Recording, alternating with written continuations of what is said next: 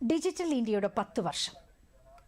മാനുവലിൽ നിന്നും ഡിജിറ്റലിലേക്കുള്ള രാജ്യത്തിന്റെ മുന്നേറ്റം വിസ്മയകരമാണ്. രാജ്യത്ത് എല്ലായിടത്തും എല്ലാവരിലേക്കും ഇന്റർനെറ്റ് സൗകര്യം എത്തിക്കുകയും ഡിജിറ്റൽ സാക്ഷരത ഉറപ്പുവരുത്തുകയും ചെയ്യുന്നതിനുള്ള സർക്കാർ പദ്ധതിയാണ് ഡിജിറ്റൽ ഇന്ത്യ. 2015 ജൂലൈ 1-നാണ് കേന്ദ്ര സർക്കാർ ഡിജിറ്റൽ ഇന്ത്യ പദ്ധതി ആരംഭിച്ചത്.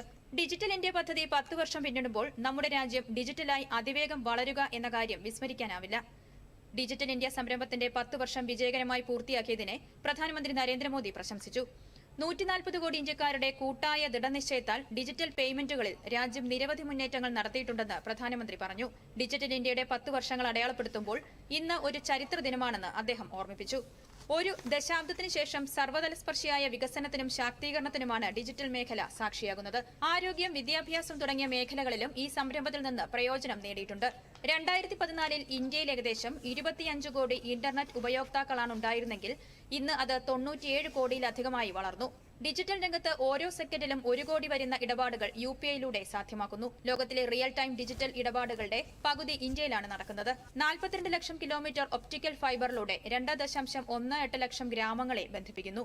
സെമി കണ്ടക്ടർ മേഖലയിലും ഇന്ത്യ സ്വയം പര്യാപ്തതയിലേക്ക് നീങ്ങുകയാണ്. DBT വഴി 44.5 ലക്ഷം കോടി രൂപ ഗുണഭോക്താക്കൾക്ക് കൈമാറി. സുതാര്യമായ ഭരണനിർവഹണത്തിനായി പബ്ലിക് പ്രൊക്യൂർമെന്റ് ഓൺലൈനായി നടപ്പാക്കി.